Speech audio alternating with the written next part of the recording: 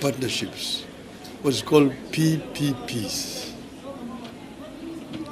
This is the route that has been preferred by many countries that are undergoing similar challenges to Kenyans with regard to delivering public services under difficult economic situations. I have therefore followed with a lot of interest the current debate surrounding the efforts to improve Jkia and our energy sector through PPP arrangements.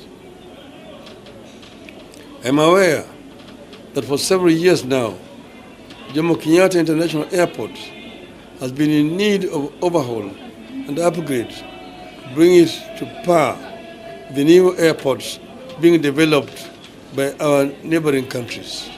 In fact, when we were in the Grand Coalition government, we granted a contract, what we call the Greenfield Airport, to a Chinese company. But that again was later cancelled. The airport handles about 7.5 million passengers annually, but 4 million of those passengers use temporary tented structures. Again, in the last financial year, Jkia handled 8.5 million passengers, meaning it has already optimized its passenger capacity. Its runway that is designed for 35 movements per hour is already doing 21 movements and is set to operate fully in full capacity by 2028, 4 years from now. Time is definitely running out for the overhaul, modernization, and expansion of the Jkia. I'm also aware that Kenya has, for possibly a longer period, been in great need of infrastructure to receive and distribute electricity being generated from new local investments in green energy and also from new investments in power stations in neighboring countries. I knew this when I was even Minister for Energy. The country has $500 billion financing gap for the 20-year transmission master plan that is estimated at $5.3 billion. In the meantime, with inadequate transmission capacity, insufficient evacuation capacity, system reliability, technical losses due to overloading of existing lines, and limited transmission coverage in remote areas.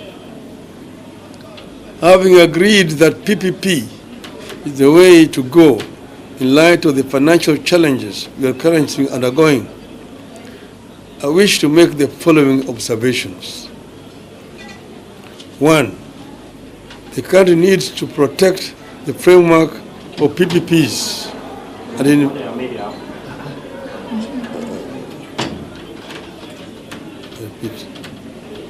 the country needs to protect the framework of PPPs and the investors that show interest in putting money into our public services and utilities. Otherwise, no investor will set foot here. 2.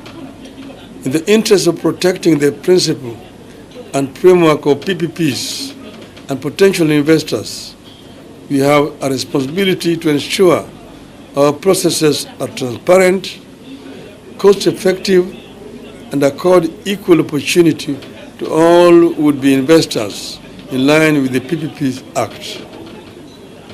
We all have misgivings about how the current proposed PPPs concerning the Jkia and power distribution have been processed, which has resulted in a raging debate over the involvement of the Indian firm in the airport and energy sector projects. Unfortunately, these misgivings have also resulted in a lot of misinformation regarding the investors who have made the PPP's proposals. I have a chance to interact with the PPP proposals in question. It is my duty to state what I know about them. When I was the Prime Minister of Kenya, I was introduced to the company and its activities by the Prime Minister Narendra Modi, while he was then the Chief Minister of the state of Gujarat. Indeed, Prime Minister Modi organized for a Kenya government mission to visit Gujarat, and I had the opportunity to visit this company's infrastructure projects in that state that included a port, a power plant, a railway line, and an airstrip developed out of what was a swamp donated by the government of India. I'm talking about Adani Group of companies. I also visited the city of Mumbai to see the electricity projects set up by the company, where it serves over 13 million consumer meters in metropolitan Mumbai and the industrial hub of Mundra Special Economic Zone. Adani Energy Solution Limited has a cumulative transmission network of 21,783 circuit kilometers of power transmission lines and 61,687 megavolts ampere transmission capacity. The company owns more than energy infrastructure than Kenya, Uganda, and Tanzania combined. In the same city of Mumbai, I visited the international airport that had been overhauled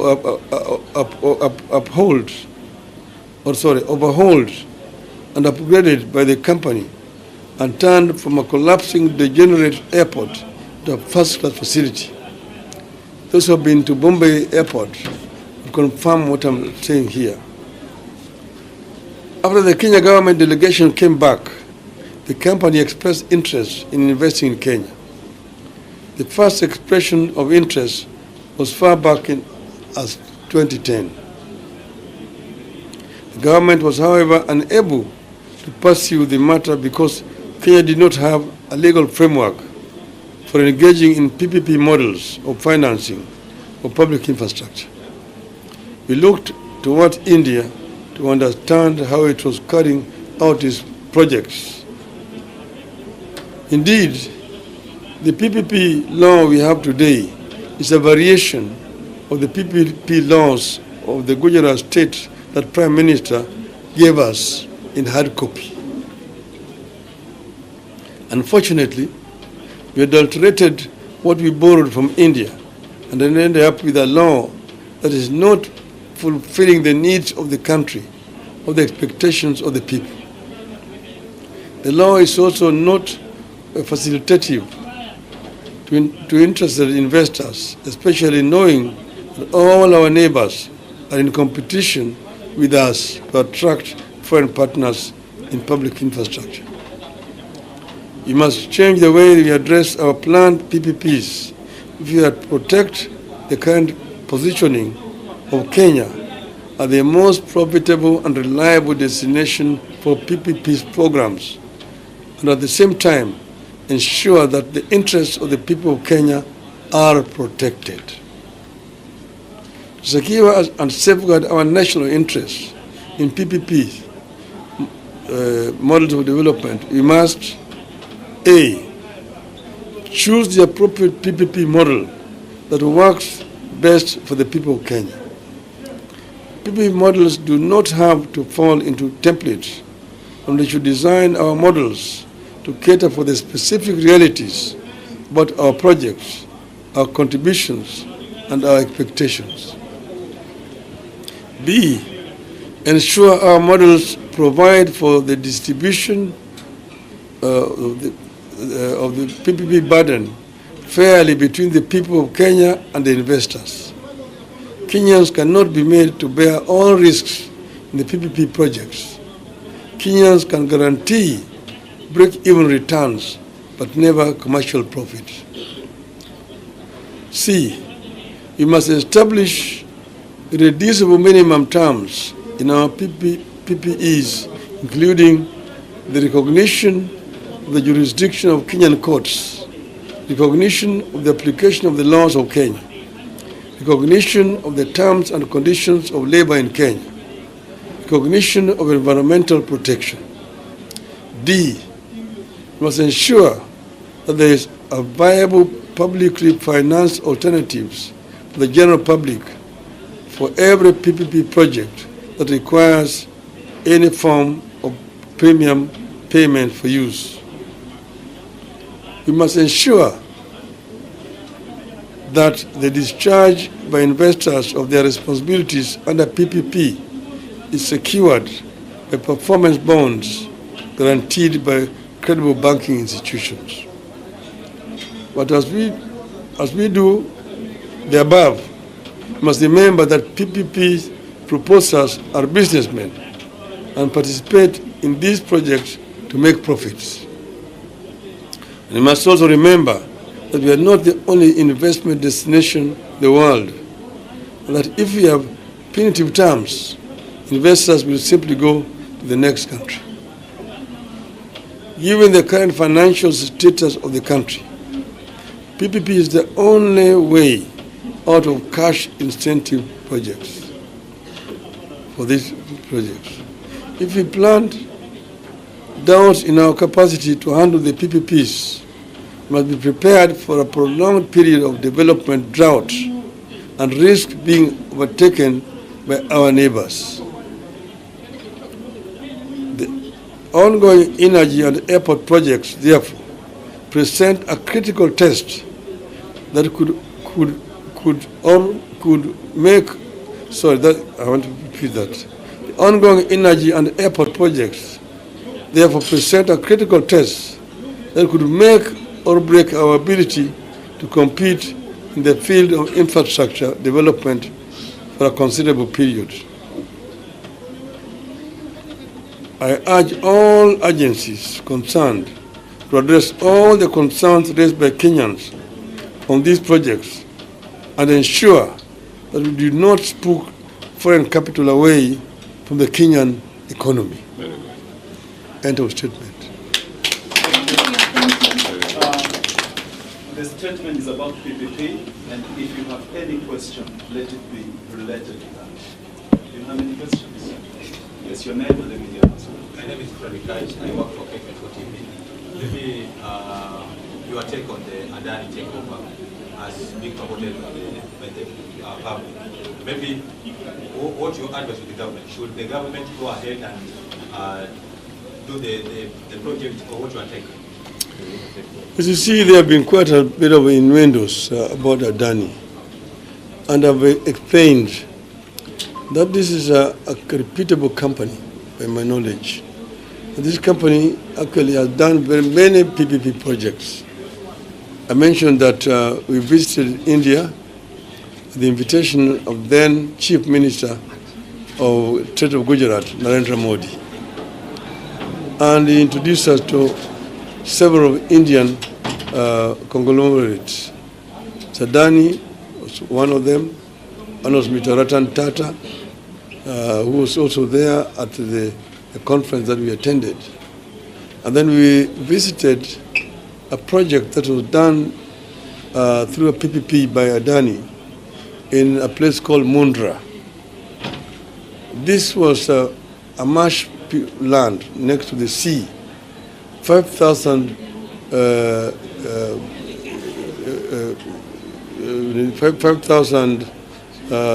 hectares of land, which was granted to the Adanis by the government of Mr. Modi. They drained the swamp and constructed a deep sea port to import coal from Indonesia. And then they put up a power plant, coal-fired, 4,600 megawatts in that place. The Tata Group then also came and put up another second power plant, another 4,600 megawatts, a total of 9,200 megawatts of power in that same spot only. Not only that, they also built a railway line, 100 kilometers to connect that port to the major railway network. A sleeping village of 5,000 people must soon to become a town of 200,000 people, as many industries rush to go and invest in that place. They also built an airport in that same place. This was a real success story of a PPP. Then also the Bombay airport, which had been fly-infested international airport. When it was given through PPP, they took it over and converted it into a very modern, first-class airport today, it is today. The same thing with the airport in Delhi. So what I'm trying to say is that we've seen firsthand what some of these companies are able to do, what PPP can do to an economy. And therefore what I'm trying to say is not to try to ostracize PPP as a concept. It's a concept that has worked very well around the world. And I'm only saying that there need to be transparency in dealing with these issues. Otherwise, you're likely to try to condemn very reputable companies. As we see stories like Adani Gate. Adani company conglomerate is worth over $200 billion. It cannot be an Adani Gate. Deal with issues as they are. If some people have made mistakes, let them own up that they made some mistakes. But do not begin to condemn innocent companies who are basically doing normal commercial transactions. My name is Kevin from NTV. Does the country currently have the legal framework? So big loud. My name is Kevin from NTV. Does the country currently have the legal framework for the PPP? And again, what's the position of the public participation process? This is a PP, as a story I mentioned to you, that Mr. Modi gave us the Indian PPP Act. He brought it here, we presented it to the cabinet, it was approved, it was given to the then Minister for Finance to go and originate a cabinet memo and bring it back. The minister took it then to the mandarins in the treasury. They manipulated it completely, and when they brought it back, it was a different animal for the one that we had come with from India. They had put so many controls, and I said at that time that I was sure that no private company would come under those circumstances. And in 2019, when I was chair of Finance Committee, we amended it to remove some of those controls. Yes, because it's saying in 2019, that was nearly 10 years later, it was amended and removed some of those restrictive conditions. So what we have today is an improved version of what we had come up with. What had been multilated from what we came up with from India. So what we are trying to say is that it's a work in progress. What is today is much more attractive, and that's why you can see that several other private companies are ready to come to the country. Public participation? Yeah, public participation, you see, is fine. People will be asked, but you cannot do this indefinitely. It's not done anywhere in the world, even in the USA, in India, and so on. This idea of public participation is being taken out of context in this country. Kuna swali moja la Kiswahili kwa ufupi. Mheshimiwa Raila, umeeleza kwamba miradi ya PPP ni nzuri sana kwa sababu inafaa kwa business na uwezo. Lakini wakati mkuuliza, Mheshimiwa Raila amechukua muda mrefu hasa kwa mtu mwenye same issue. Kwa mtu wale wasiko kama ni baba pengine bila kama ni nini. Has it taken long for you to come? What do you mean? It's our word. We say it's long. Today, no, I will talk when I want to talk. This is now the time for me to talk. That's why I've talked. I think that's enough for today. Asante. Very good. Hakuna public participation kwa PPP. Hakuna public participation kwa PPP.